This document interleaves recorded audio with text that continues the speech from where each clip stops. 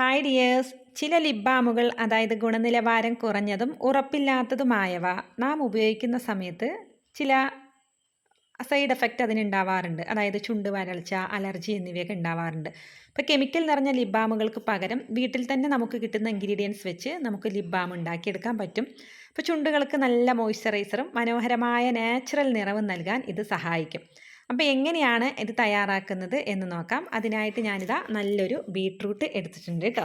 അപ്പോൾ അതായത് നമുക്ക് എല്ലാവർക്കും വീട്ടിൽ തന്നെ ഉണ്ടാക്കിയെടുക്കാൻ, ഈസി ആയിട്ട് ഉണ്ടാക്കിയെടുക്കാൻ പറ്റുന്ന ഒരു ലിപ് ബാമാണിത്.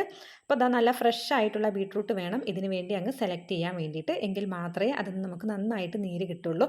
അപ്പോൾ എൻ്റെ കയ്യിൽ ഒരു വലിയ ബീട്രൂട്ടാണ് കിട്ടിയത് കേട്ടോ. ഇത്രയും വലുത് വേണ്ട, അതുകൊണ്ട് തന്നെ കട്ട് ചെയ്ത് കുഞ്ഞൊരു പീസ് ഞാനിവിടുന്ന് എടുത്തിട്ടുണ്ട്. അപ്പോൾ ഇതാ ഈ വലിപ്പത്തിലുള്ള ഒരു ബീട്രൂട്ട് ഞാൻ എടുത്തിട്ടുണ്ട്. കയ്യിലൊക്കെ നന്നായിട്ട് നീര് പിടിച്ചിട്ടുണ്ട് കേട്ടോ. അത് ഫ്രഷ് ആയതുകൊണ്ട് മാത്രമാണ്. ഇനി അത് കുഞ്ഞു പീസായിട്ട് അങ്ങ് കട്ട് ചെയ്യുക. ഇത് നമുക്ക് നന്നായിട്ട് ഇതിൻ്റെ നീരെടുക്കണം. ഇനി ഒരു ചോപ്പറിലോട്ടിട്ട് നന്നായിട്ട് അങ്ങ് എന്ത് ചെയ്യണം, കുഞ്ഞു കുഞ്ഞു പീസാക്കി അങ്ങ് എടുക്കണം കേട്ടോ. അപ്പോൾ ഇതാ ചോപ്പറിലൊക്കെ ഇട്ട് അടിച്ച് ഞാനിതാ ഇത്രയും രൂപത്തിൽ ആക്കി വെച്ചിട്ടുണ്ട്. കണ്ടില്ലേ? ഇനി നമുക്കത് മിക്സിയുടെ കുഞ്ഞു ജാറിനകത്ത് ഇട്ട് നന്നായിട്ട് അരച്ചെടുത്ത് കൊണ്ടുവരണം. അപ്പോൾ ആദ്യം നമ്മൾ ശ്രദ്ധിക്കേണ്ടത് ഒരു തുള്ളി വെള്ളം പോലും ഇതിൽ ഉണ്ടാവരുത് കേട്ടോ. അപ്പോൾ വെള്ളത്തിൻ്റെ കണ്ടൻറ്റ് ഒന്നും തന്നെ ആവശ്യമില്ല. ഇതാണ് അരച്ചെടുത്ത് കൊണ്ടുവന്നിട്ട് ഫൈനായിട്ട് അരഞ്ഞിട്ടുണ്ട്. ഇനി നമുക്കത് അരിച്ചെടുക്കാം. അപ്പോൾ ഇതിലുള്ള നീര് ഫുള്ളായിട്ട് നമ്മൾ എടുക്കണം കേട്ടോ. അപ്പോൾ സ്പൂണ് വെച്ച് നന്നായിട്ട് നമുക്ക് അതിലെ നീരൊക്കെ എടുത്ത് അങ്ങ് മാറ്റാം. കണ്ടില്ലേ, കൈകൊണ്ട് തന്നെ ഞാൻ അങ്ങ് പിഴിഞ്ഞെടുക്കുകയാണ് കേട്ടോ. ഇത്രയും നീര് നമുക്ക് അതിൽ നിന്ന് കിട്ടിയിട്ടുണ്ട്. ഇനി നമുക്ക് ചില കാര്യങ്ങൾ കൂടി അങ്ങ് ചെയ്യാനുണ്ട്. ഇനി അടി കട്ടിയുള്ള ഒരു പാത്രം ഗ്യാസിൽ വെക്കണം. ഇനി ഫ്ലെയിം ഓൺ ചെയ്യരുത് കേട്ടോ. അതിനുശേഷം ഈ ചാറ് അതിലേക്ക് അങ്ങ് ഒഴിച്ചു കൊടുക്കുക. അപ്പോൾ ഇത്രയും ക്വാണ്ടിറ്റിയാണ് എനിക്ക് കിട്ടിയിട്ടുള്ളത്. ഇനി ഫ്ലെയിം ഓൺ ചെയ്തതിന് ശേഷം നന്നായിട്ട് ഇളക്കി കൊടുക്കുക. അപ്പോൾ ചെറു തീയിൽ വെച്ച് വേണം ആക്കാനായിട്ട്. ചെറു തീയും ഫ്ലെയിം ഓൺ കൂട്ടിയിട്ടും കുറച്ചിട്ടും ഒക്കെ ആയിട്ട് ഇതിനെ നമുക്കങ്ങ് വറ്റിച്ചങ്ങ് എടുക്കണം. അതായത് കുറുക്കിയെടുക്കണം. ഇത് എത്രയാണോ ഇതിൽ ചാറുള്ളത് അതിൻ്റെ പകുതിയിലോട്ട് ഇത് കൊണ്ടുവരണം കേട്ടോ. അപ്പോൾ കൈയെടുക്കാതെ ഇളക്കി കൊണ്ടുവരിക. ഒരിക്കലും കരിഞ്ഞു പോവരുത്.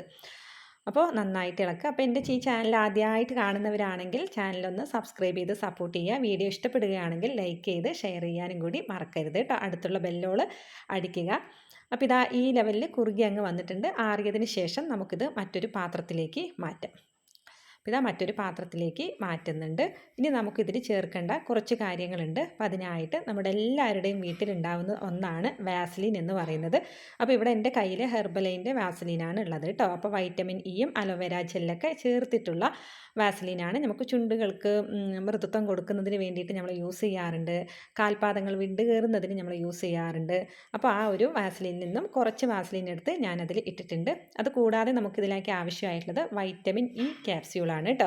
അതൊന്നേ ഞാൻ എടുക്കുന്നുള്ളൂ. കാരണം വാസലിനിൽ വൈറ്റമിൻ ഇ അടങ്ങിയത് കൊണ്ട് ഒന്ന് മാത്രം എടുക്കുന്നുണ്ട്. ഇനി നന്നായിട്ട് ഇതങ്ങ് ഇളക്കി കൊടുക്കണം.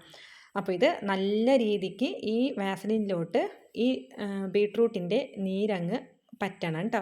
അപ്പോൾ അതുവരെ നന്നായിട്ട് ഇളക്കി കൊടുത്തുകൊണ്ടിരിക്കുക. അപ്പോൾ പകുതി അങ്ങ് ഇളക്കി വെച്ചതിന് ശേഷം നമുക്കൊരു 2-3 തുള്ളി വെളിച്ചെണ്ണ കൂടി, നല്ല പ്യുവറായിട്ടുള്ള വെളിച്ചെണ്ണ കൂടി അതിലേക്ക് ആഡ് ചെയ്ത് കൊടുക്കുക. ഇനി നന്നായിട്ട് അങ്ങ് അടിച്ചെടുക്കുക കേട്ടോ. ഈ കണക്കിന് നന്നായിട്ട് ഇളക്കി അങ്ങ് കൊടുക്കണം. അപ്പോൾ അതൊരു ലിപ്സ്റ്റിക്കിൻ്റെ ഒരു സ്ട്രക്ചറിലോട്ട് അങ്ങ് വരും. കണ്ടില്ലേ?